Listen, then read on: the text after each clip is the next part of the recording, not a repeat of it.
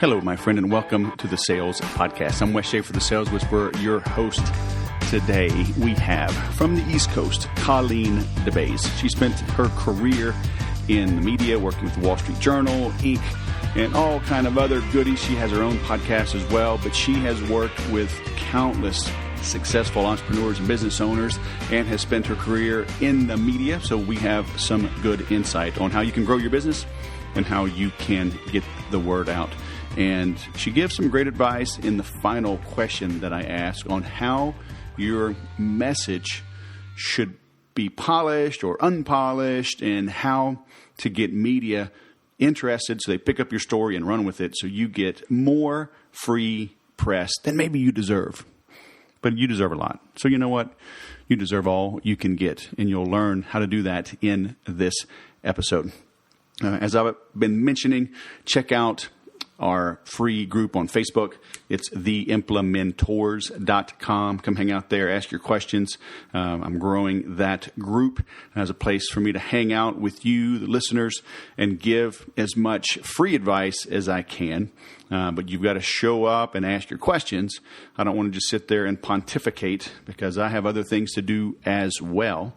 But if you have a specific question, I'm happy to help find the answer to help you sell more, faster, at higher margin with less stress and more fun. Now, let's bring on our guest. Colleen DeBaise.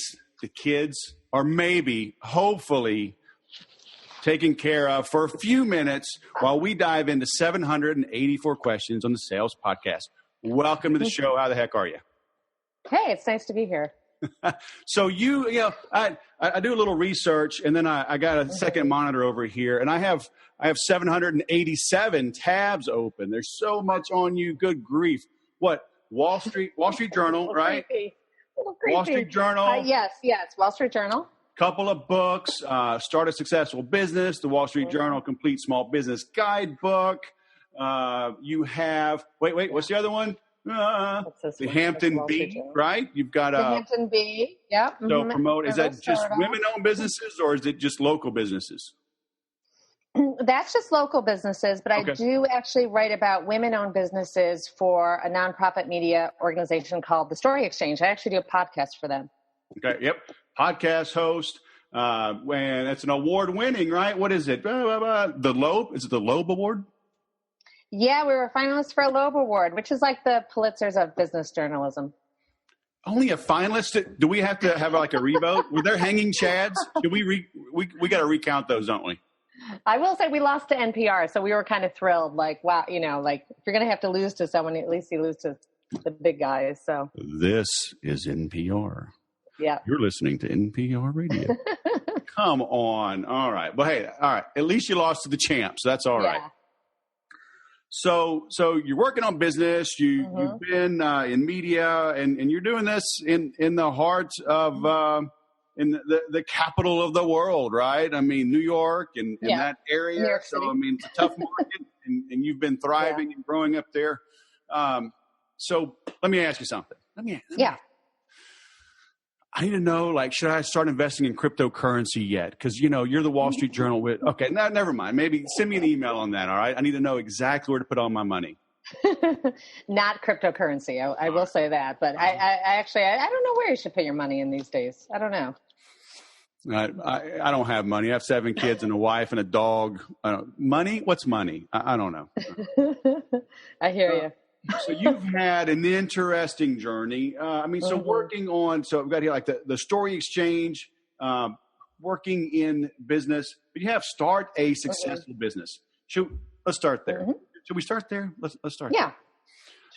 Successful. Yeah. That's a key, right? There's so many people that start a business, but we also hear how many people fail at business because starting is easy, right? Just like getting married. Getting married is really easy. Hey, everybody, I'm going to have a party. Yeah, it's going to be a woman, maybe a priest. I don't know. We're going to get some beer, some wine, and come on to the wedding. And then 23 years later, it's like, we're still at this thing? Damn. So it's easy to start, but it's harder to build and be successful, right? So what have you seen? Is there a common theme, a common thread, a common mistake people make when starting their business? It's a good question. And Yes. Well, actually, that question that you just asked is exactly what I sought to answer when I sat down to write this book, which I know that we are partially on video here. So it's my book that I wrote for Inc. magazine called Start a Successful Business. And what I wanted to do when I sat down to write this book is that I know Inc. over the past, 30 years or so, our reporters and editors have interviewed all sorts of really cool, successful entrepreneurs.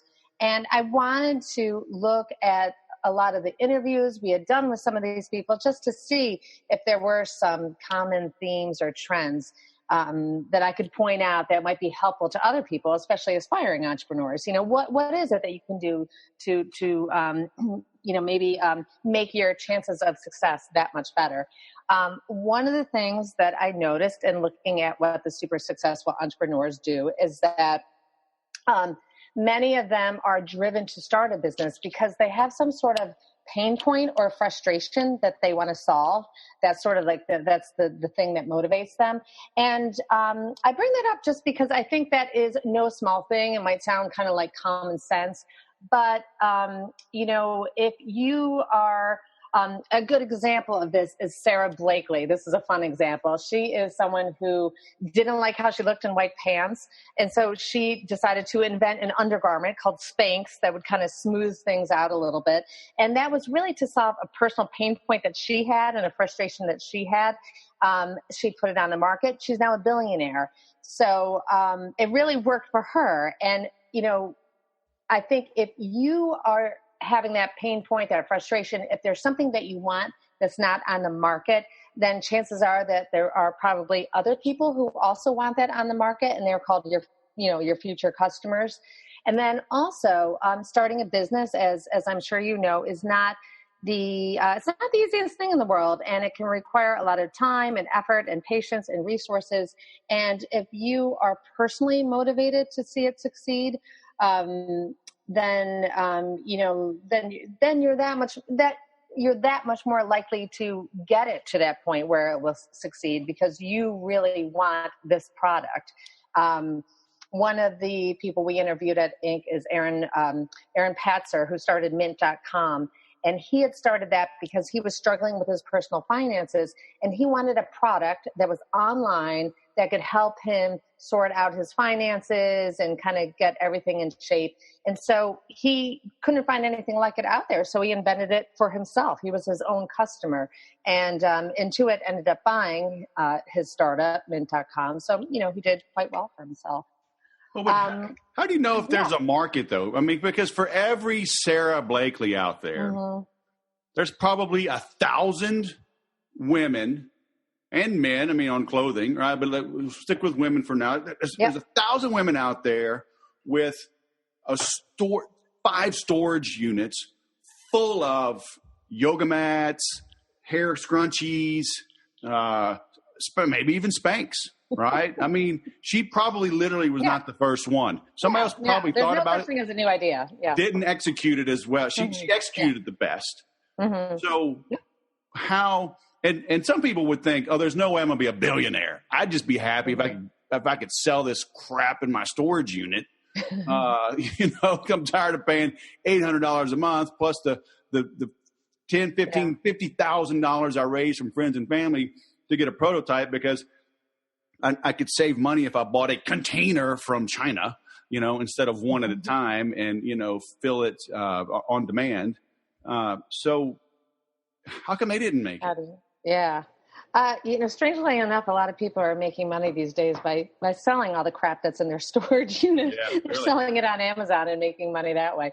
But yeah, no, to answer your question though, it's how come they didn't make it? Well, I'm not sure exactly why they didn't make it, but what people who have been able to succeed often do, and this was something else that I noticed as I looked at all these sort of case studies, is that they, I think people who succeed often they aren't afraid to kind of tweak their idea or sort of pivot or evolve their idea once they start. And we're seeing that increasingly in the past few years. Something called the lean startup methodology has really taken off. And that, if you're not familiar with it, the lean startup idea is something that really was popularized by a man named Eric Ries, who wrote a book, a very successful book some years back called The Lean Startup. And this is now sort of dogma in Silicon Valley. And it's the idea that, if you've got an idea, instead of spending months or years developing it, finally getting a prototype and finally putting it on the market, instead of doing that, get sort of this minimum viable product and put it out in the market and test it out and see how people respond, see if there's demand for it, see if maybe there's interest, but people, maybe your customers want something a little bit different. So, the idea here is that you're testing out your idea and making changes and evolving it as you go along, rather than spending all of the, your time and resources making this thing that might end up in a storage unit because you didn't test it out. So that definitely, especially in more recent years, is something that I think has made people more successful, is that they've started lean like that. And we've seen people do this for a long time. Now it has a name, starting lean. But even take examples like Amazon, for instance. When that started out 20 years ago, it was a bookseller, and of course that has changed and become such a it's changed and certainly become something much different than what it initially was, in part as a reaction to what consumers wanted. Another good example is Netflix, which, when it started out, it was, a DVD rental service, and people don't even, use DVDs anymore. So that one has changed and evolved over the years. Oh, yeah. Well, my mom sent me this thing for my birthday last week, and it's so funny. It's a DVD. Oh, okay. Well, some people still use DVD. Everything that was cool in 1970. Yeah. And now, fortunately, I have an external drive I can plug into my Mac, because they don't even come with. I can't even insert this. They don't even come with them now. Yeah, I know. But they do make it. But I get your point. So yeah, because I always tell people, sell it first. Yeah. Then build it. Yeah. And it kind of freaks people out because they're so accustomed to the traditional model of right. Building these things. I'm gonna file for my trademark and my patent and blah blah. I'm like, what are you going to do? Okay, right. Fine. You have a patent and somebody abuses it. Somebody copies it. Do you have the money to sue them? You have the money and the time to sue them. Right. Exactly. I'm like, go sell this thing. Look at Apple, 10 years now with the iPhone. They pre-sold the heck out of that thing. They announced the iPhone, I want to say like 6 or 7 months before it was available, really just to, rain on the parade of their competition. And then they always take pre-orders. Rarely can you just walk up and buy it. It's like, order it now, and shipments will begin in 2 weeks. Now, of course, and a good example of who's doing that now is Elon Musk, of course, with Tesla. Oh, man. I mean, he's always promising something that he is quite far from delivering. But we'll see how that works for him. But I know. Go ahead. Oh, yeah. Well, there was something else it was something you were just saying. Oh, I know. When you were saying how some people that you talk to, they want to get everything all squared away before they, get out, before they start selling, and they want to get their intellectual property. One more thing that that I noticed when I looked at all the people that Inc. had interviewed over the years is that I think that these successful entrepreneurs, before they even start, will go out and talk to everyone they know about this idea and see if they can, they try to get as much feedback as they possibly can. And I bring that up because a lot of people have this sort of fear of talking about their idea. They think someone is going to go out and sell it. I have my business plan. It's 894 pages and I'm almost done. Like, yeah. could use it as a weapon at least. But so why is that though? I mean, I think like our education system beats the creativity out of us. But I mean, are we too much? Are there too many robots, right? Are we thinking, must do this in order, instead of like jump out the nest and learn how to fly on your way down? No, I mean, I think the traditional business plan approach, I mean, that was how it was done for a long time. That's how it was taught in business school. If you wanted to start a business, I think, and there, there's something to be said about that. In my book, I talk about how I think a good approach when you're starting and growing a business is to do a little bit of both, is to start lean, to test out your idea, get it on the market, start making your tweaks and finessing it until you've got something and that's really good and you're getting up and running, and then write out your business plan. Because I do think it is good to get this stuff out of your head and on paper, and to really take that time to do a market analysis, a competitive analysis, kind of look at the milestones you want to hit. Generally speaking too, if you at some point are going to want to find some financing, raise some funding, you're going to have this business plan anyhow. So, I do think that there is a time and a place for it, but, and it was the way it was traditionally taught. This is how you start a business. It wasn't until, really in the past decade that the concept of starting lean, which is what we now see in a lot of the entrepreneurial hubs around the country, it really wasn't popularized until more recent memory. So yeah, well, it's kind of like the stock market. You get all these experts, and then like they say that the trend is your friend until it's no longer the trend, right? And everybody's like, yeah, we're projecting, the next 4 quarters for this company to go to a bazillion. And then next quarter it drops. They're like, well, we're going to adjust we're going to revise downward, earnings surprises. Like, you're an expert. Why are you surprised? So how do we detect these trends early? I mean, because like you said, well, that's the way they'd always done it until they stopped doing it that way. And now, I deal with startups, with the mom and pops to a degree, and the micro businesses that are making that transition and really growing. I can't tell you last time I read somebody's business plan. Yeah. It may be an executive summary. They got an idea and they launch. So is that the model now? Like if you were to start right now today, right? And it's like, hey, Colleen, you have 60 days. You have 90 days. You have to earn enough to pay the bills, pay the mortgage, feed the babies, get some huggies. What would you do? What I would do is what I'm doing is where I work for someone else part of the time and try to build something on the side. Okay. That's what I, it depends on what position you're in. That what you just said, which is actually kind of like my life, because I do have to buy the diapers. That's a good point, like though, that. Because you're dealing with entrepreneurs, and I am too. And I feel like there's so much lying going on about the lifestyle.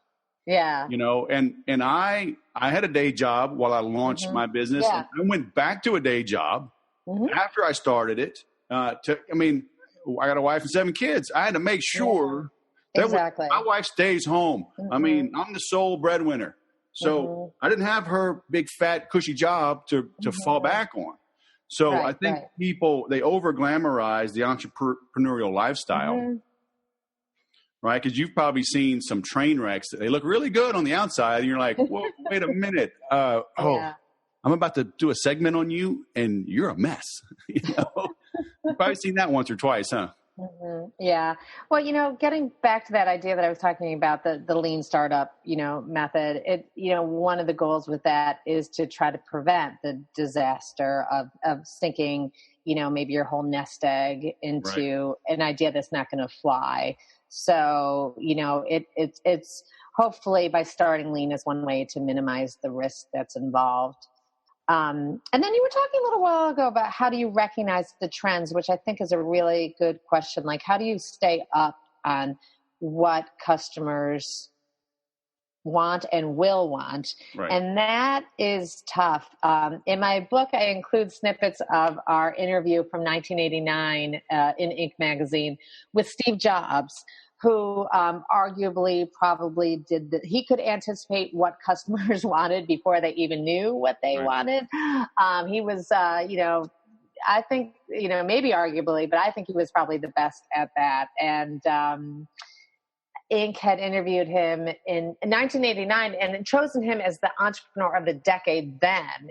That was just the 80s. Forget about the 90s and afterwards, but that, the entrepreneur of the decade in the 80s, and talked a little bit with him about how he did it, which, not everyone has his mind, but I do try to include some sort of basic things that I got from other people in my book about how to stay up on trends and how to just recognize what it is that whatever market that you're in, what your market will be demanding. And, one of the kind of simple things to do, but it's, some of these things I have in my book, a lot of it is common sense, but it's sometimes it's nice to be reminded of these things.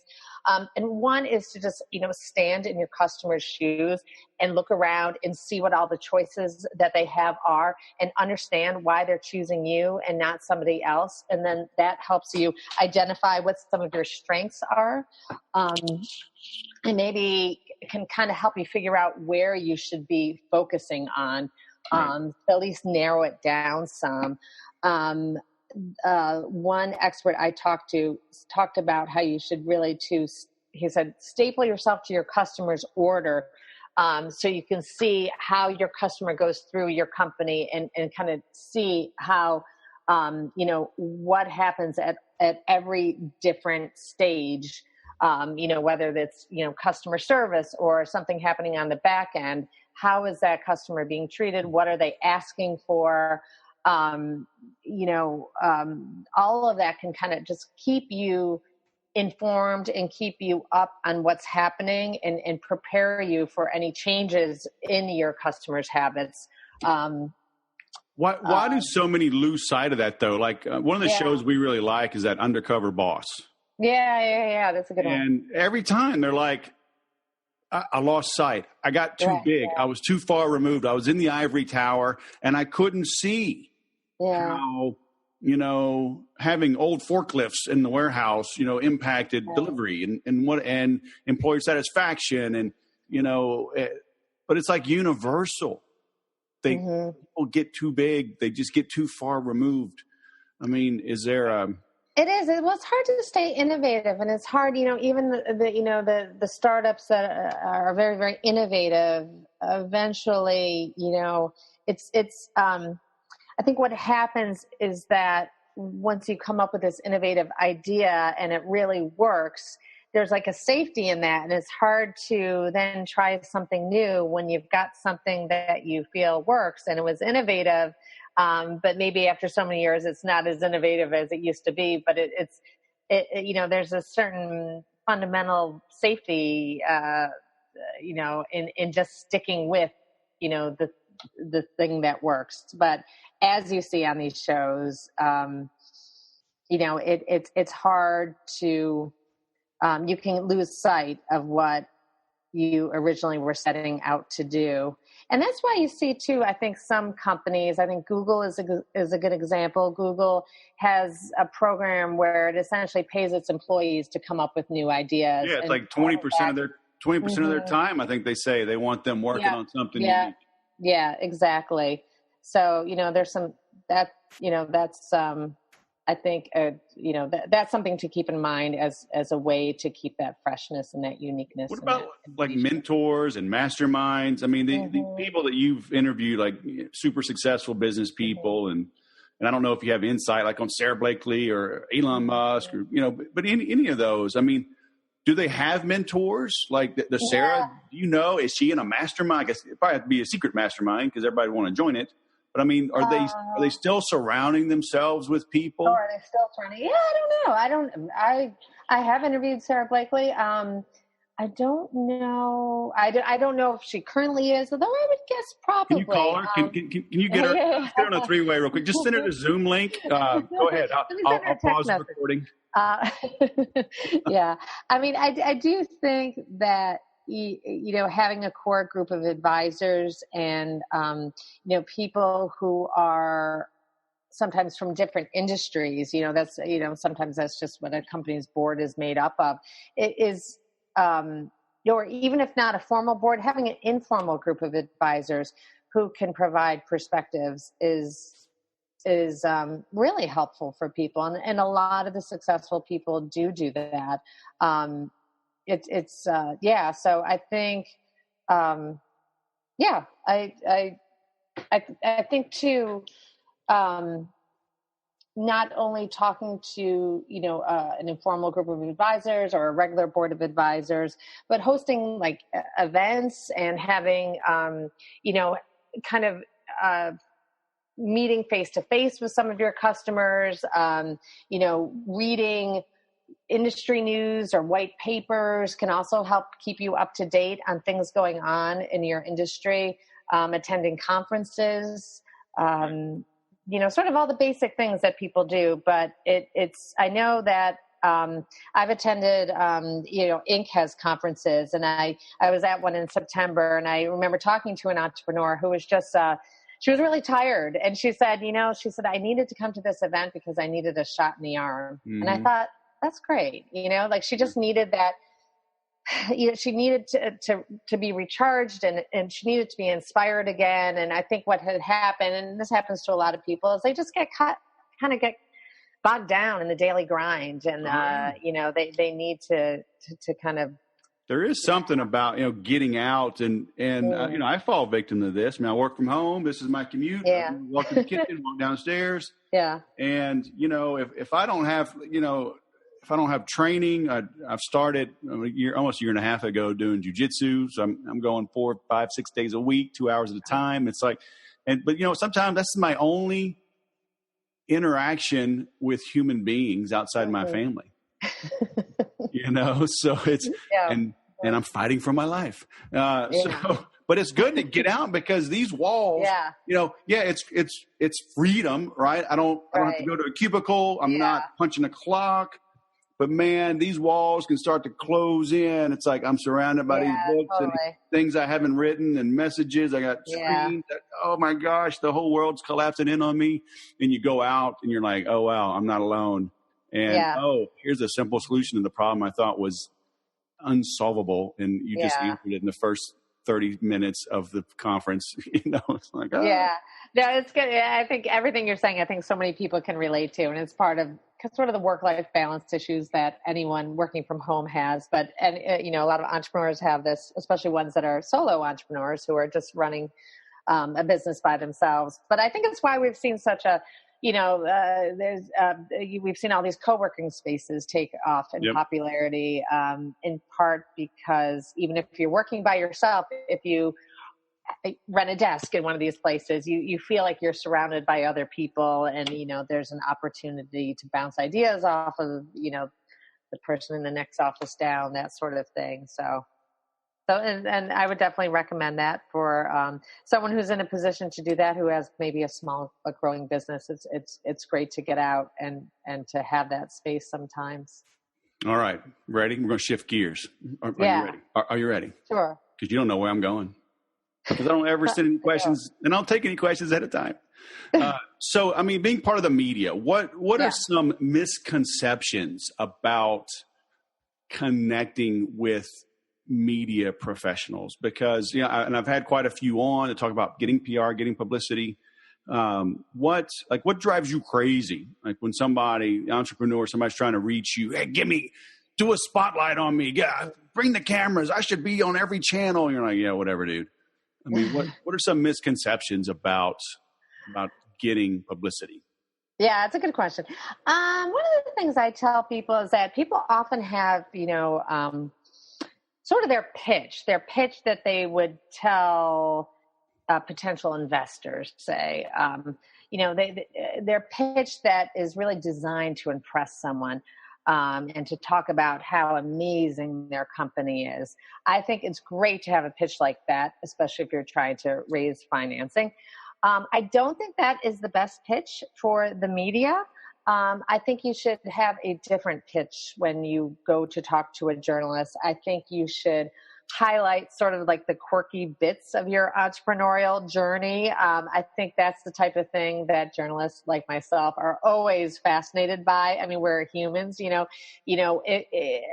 you're pitching us, we're not people who are, we're not looking at you as, we're not investors, so we just want to hear what's interesting about your company, you yourself, your business. And we really, because we're journalists and, if it bleeds, it leads, we always want to hear like the terrible stuff. We want to hear about the meltdowns and the disasters. I just saw someone poke into that was my 10-year-old. Come on in, baby. I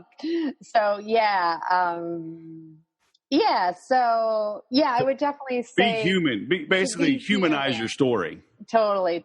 And it's sometimes it can be counterintuitive to a lot of people because they're so used to trying to impress with like, I'm going to be the Uber of whatever in this $9 billion industry. That's the type of pitch you give to, if we can just get 1/10 of 1/100th of 1/1 billionth of a percent of the marketplace, we'll be quadrillionaires and you should have me on your show. Right. Totally. And that's something like journalists will just like roll our eyes at, like, oh God, right. we've said it 1,000 times, We want to hear about how, you had your, on a sailboat that was, about to capsize and you had this crazy idea for a business. And when you got back home, something crazy happened and that, Right. you decided to do this, just sort of like the ridiculous story. We love stuff like that. Well, and the reality is you love it because the public loves it, right? You have to use that hook. Right. To get eyeballs, to get listeners, totally. to get clicks.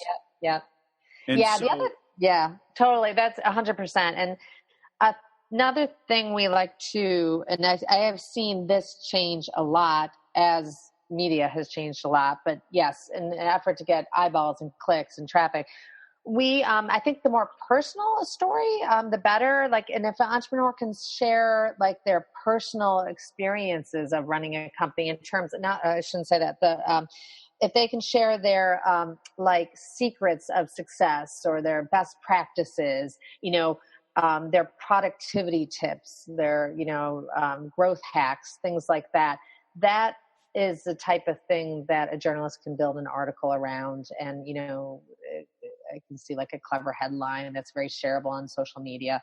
So, things of that nature, like maybe you can, if you're pitching a journalist, you can share what your morning routine is, people, especially if it's something very unique. We had one the other day at Inc. where it was about a guy who gets up at 2 a.m. every morning. And works out, and before he goes to work. And I thought, 2 a.m. God, that's like one of the earlier times I've heard. Usually it's maybe like 5 a.m., but 2 a.m. Well, so so that caught. I can't even remember what his company is, but I remember that part that he got up at 2 a.m. and that was something that was just fascinating. So it's like those little things like that are what I think can catch our attention. Have you seen the, I'm trying to pull up right now. Yeah, 70-year-old female bodybuilder actually just celebrated her 80th birthday. She gets up, something like that, like with her husband. Now, he'll make breakfast and they go for a walk and they go to the gym and like, what the heck? But so speaking of unique though, I mean, is it okay to kind of repeat, like if you had somebody on, that woke up at 2 a.m., you had them on, let's say, February 1st. And if somebody else had a little different angle, maybe they wake up at 4:30 a.m. I mean, is it too similar or is it like, hey, you know what? It's been 6 months. We can run something similar. Yeah, something like that. I mean, we do have, I think now, a lot of publications, Inc. and others like it are, we publish a lot of content. Right. So sometimes it used to be we cared a lot more about, spacing these things out. But, I wouldn't worry too much if it was something that was more recently, right. Publicized. Yeah. What about news jacking? So Zuckerberg, as we record this, is on the Senate. Like, could I pitch Inc. How to use a CRM to get around the Facebook issues currently going on in the Senate. Excellent idea. Yes. Anything related to anything that has a news peg is what we would call it, is always great, especially for something that is a fast turnaround story. And so what, can you elaborate on that? Fast turnaround? Fast turnaround. Well, a news peg, it's usually something that would have to jump on. So it would be a story that would maybe be done tomorrow as opposed to in a couple of weeks. So it might be, something less of a profile piece, but more of a piece where an entrepreneur is an expert who can talk on something that's happening right now. So it would be less of the end result would be less of a profile piece, but it would be more positioning the entrepreneur as an expert on whatever this is that's related to the news. Right. So how does someone curry the favor of the media? Right? Because I see, different news channels, like they have their regulars, and some of these people seem like they're on every single night. I'm like, do you have a job? I guess your job is just to be interviewed on this news channel. I mean, or like, so somebody like that, are they getting paid? Like if they're a regular, do you have to be like a formal contributor, or are they just using that? They get publicity and they get like consulting business because they're always on the news. I don't know exactly what it is that you're saying, but if it's someone, I think if it's someone like CNN or Fox, they'll like Wolf Blitzer or Sean Hannity, like he'll have a regular person that's on 3 nights a week, if not 5 nights a week. Oh, okay. Yeah. Someone like that. They're either doing it because they're getting so much exposure for their business, or they might be getting probably some sort of small appearance fee. They might be on some type of retainer or a contract. In terms of like a big TV network, it probably would be the case. But it probably would, the any sort of monetary compensation would not be why they're doing it. It's more for the exposure and kind of the brand building. At Inc., we actually work with a lot of contributors, people who write columns for us. Most of them are unpaid, but there are people who are in the trenches running businesses, and they write about their experiences, and we publish those articles. I think that is a great way for people these days to get some press, is essentially by writing their own content. Now, is there a market for whiskey drinking and children raising? Because like I could do a daily on that. Is there? Can you help me? Can we get like a special column for me? I like that. Okay, let's make it happen. I could join forces with you. Maybe we could do tequila drinking. I think that would be even better. I'm down with that.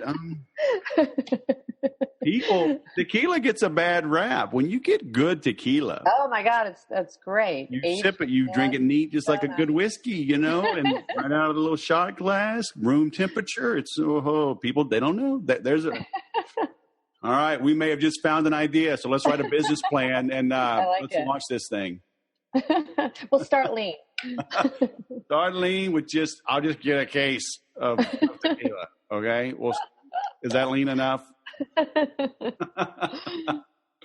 Nice. All right, so here's the final question. You ready? Mm-hmm. I haven't asked this in a while either. I'm slacking. Okay, so our listeners, they are on a plane, they're on a train, they're on a treadmill, they're on a bike, they're commuting, They can't write any notes right now, but we want to leave them with a parting thought. What one thing should they do as soon as they get to their desk, as soon as they get to a notepad where they can write? What should they do to grow their business, to hit their goals, to move the needle, right? I don't want them to just listen to this and feel good about, oh, that's a good interview. Yeah, maybe I'll go buy her book. Maybe I won't. Oh, look, a cat video on YouTube. Wow. What should they do? What one thing should they take and implement as a result of listening to this? Well, sometimes people ask me what my favorite startup story is, or which startup stories do I find the most inspiring. And one that I mention a lot, because I really do truly like the story, is the story of Warby Parker, which you're probably familiar with Warby Parker. I'm not. I feel bad. Really? You haven't heard of Warby Parker? Warby Parker. I'm going to Google over here while you're talking. So educate me. Maybe this is an East Coast phenomenon. I didn't think it was, but Warby Parker. It's Warby, right? W-A-R-B-Y. W-A-R-B-Y, Parker, P-A-R-K-E-R. They are an online eyeglass retailer. Okay. And what I like about their story is that they definitely disrupted the status quo. And so that's the thing you write down when you go back home, disrupt the status quo. And what I mean by that is that, so Warby Parker is an online glass retailer that started, I don't know, maybe 10 years ago now. And when you can go online to Warby Parker and you can order a set of eyeglasses, prescription eyeglasses for like $99. Now, many of us consumers, for so long, the way we bought eyeglasses in this country is, we would get our prescriptions and then we would go pick out our frames. And if they were designer frames, it would be hundreds of dollars just on the frames. And then you would get the lenses. And by the end of you'd finally, get your pair of eyeglasses, but it was hundreds of dollars. And that was sort of, I think, what everybody knew. And it just was like that for so long, and I don't think anybody thought it could change, except the founders of Warby Parker said, wait a minute.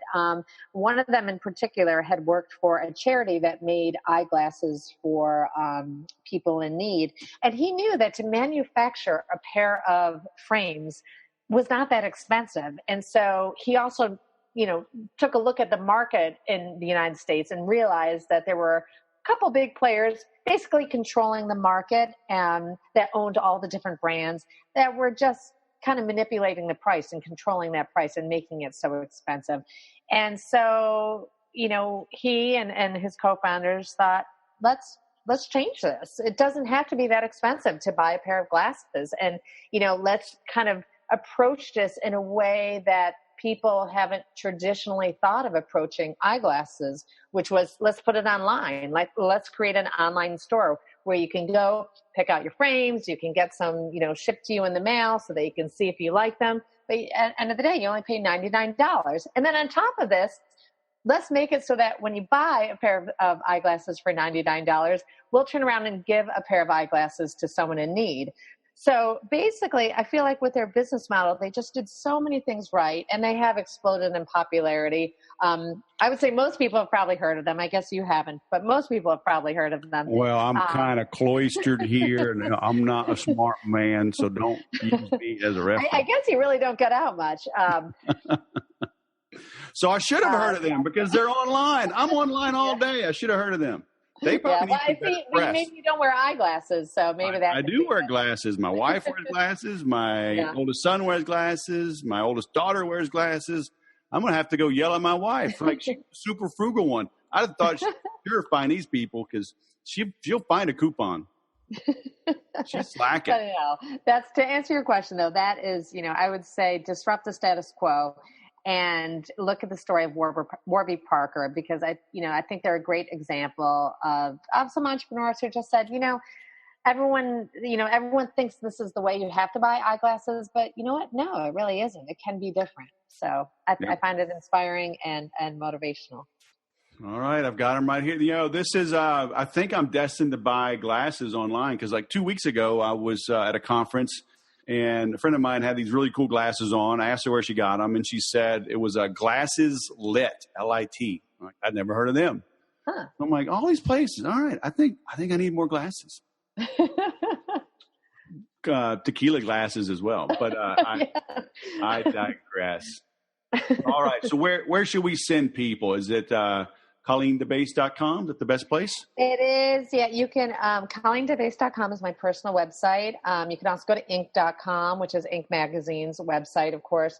And then the book is available from both of those places, but Amazon, you can find it there, and it's called Start a Successful Business. Do you think Amazon's really going to make it? I mean, they were just like a bookstore. Like, I mean, who's going to buy books online? I don't know. I don't know if they're going to make it. Yeah, I'm not sure. I'm a little worried about Amazon. All right. Well, not really. I'm definitely not worried about Amazon. I might hear the twins screaming in the background, so I'm going to let you go. So, Colleen DeBaise, thanks for taking some time coming on the show. It's been great. Of course. My pleasure. It was fun talking with you. And we'll talk offline about our whiskey tequila idea. Woo-hoo. I like the way you think. All right. Have a great day. All right. You too. As Hemingway said, write drunk, edit sober. I need to ask her if she does that. I don't know. I don't think I've ever written drunk. I have sipped a little while I was pecking away at the keyboard. But hey, I hope you got a lot out of that. Follow Colleen online. I've got links to all of her books, her website, her podcast. She is as friendly as she appears, but she's also insightful. So check out those resources. And also, if you would like additional online support, as I mentioned, join us at theimplementors.com. If you want to grow your sales, check out makeeverysale.com. It is my on-demand 41 videos, 70-page workbook. It will help you make every sale. I guarantee it. But hey, I would like you to do 3 things now to help me with this show. Number 1, please subscribe. As the subscribers go up, the downloads go up, and the show bubbles up in the iTunes library so more people can find it. Helps me grow for free, and that can give you more support. Secondly, please rate the show. Hopefully it's 5 stars. I appreciate the honest feedback. But please rate it. If you take a screenshot of that and email me, wes@thesaleswhisperer.com, email me a screenshot of your review, and I will send you for free my updated sales training flashcards. I call these the Whisper 1 cards. Overcome, negate, erase all objections. So again, subscribe, leave me a review, screenshot it, email wes@thesaleswhisperer.com, and I'll send that to you. Thanks for listening. Now go sell something.